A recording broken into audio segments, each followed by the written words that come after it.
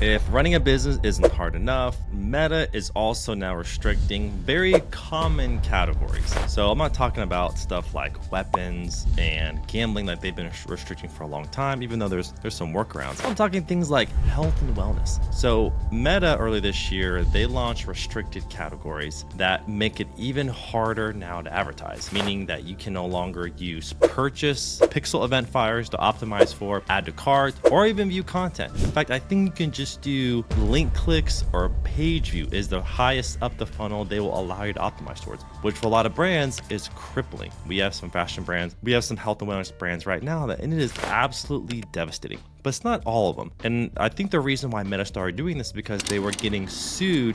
And like all things, Meta doesn't solve the real problem.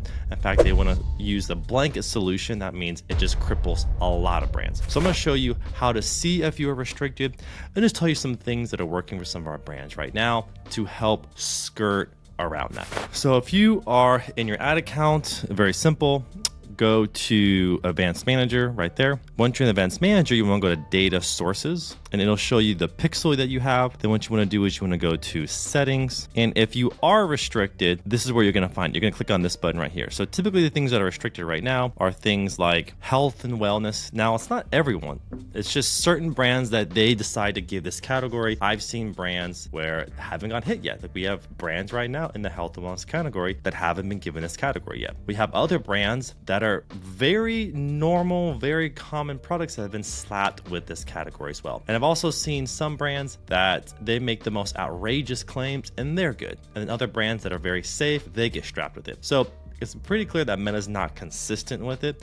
But what you'll do here is you'll click manage. And if you do have a restricted category, it'll show up here. But it's not just health and wellness, it's financial services. So if you are advertising any kind of financial services or things that are get rich quick or high ticket offers, you are also potential of getting banned. And it seems like it's the brands that have the most amount of money gets slammed first, but it's not just them, it's a lot of other categories. It's political categories, it's lawyer categories. So you have to be very careful nowadays of what you say. And so you wanna be really careful with, if you're a health and wellness brand, be very careful with what ingredients you're showing and saying.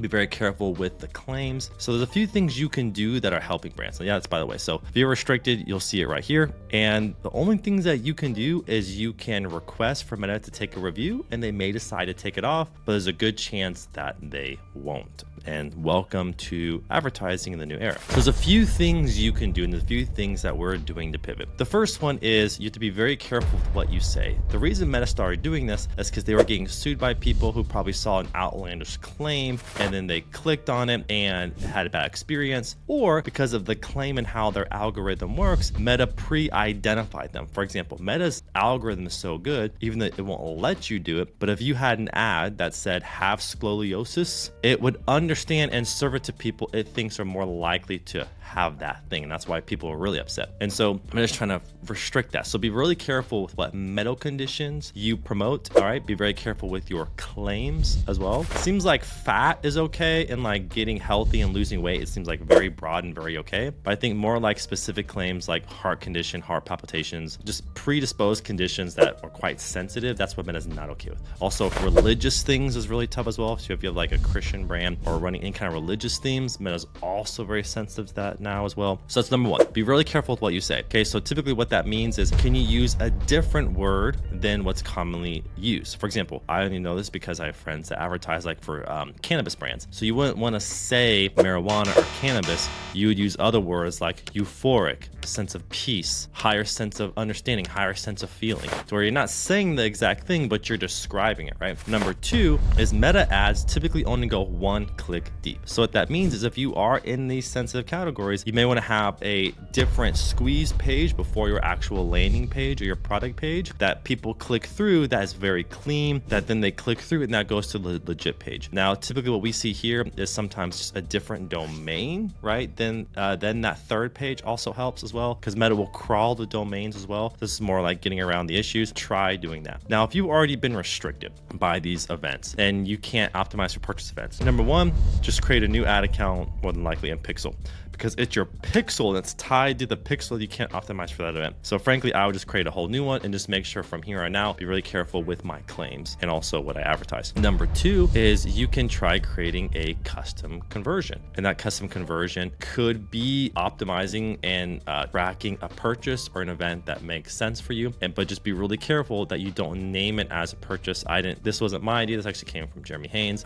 But make sure you just don't use the exact purchase name. Call it something different. And that way you can then optimize for a custom event. The other thing is kind of go back to the 2005 days where to run advertising, you're just optimizing for specific kind of link clicks. And you can do things like walled gardens, for example. And that's typically where you have a specific product page, a specific ad and campaign, and you're optimizing literally off of just the cost of the traffic as well. So that's another thing that you can do. More than likely, just starting over is going to be way easier, even though it's its own headache of itself. But or the other thing is you can have a third party offline conversions. I have a buddy who does that quite successfully, where he'll use a third party and through the API, he won't send the website data. He just sends the offline conversions data, so Meta can still optimize for the purchase events. So if you don't know how that works, Meta with their pixel tracks web events, right? View content, add to cart, purchase events, but also via their API, if you have like a CRM or something, you can send data through their API called offline conversions. Some people call it CAPI, but it's sending the data through the API. What he does is he just doesn't optimize for the purchase events. He just optimizes and makes decisions based off of offline conversions that are sent through. So then Meta doesn't really give a crap because they're not optimizing for web events, which is their policy, but you can do offline events as well. Yeah, so those are the things that are working right now. If you have any questions, put it in the comments. You can, while as frustrating as this is, you can still survive this. It's just another obstacle to solve for.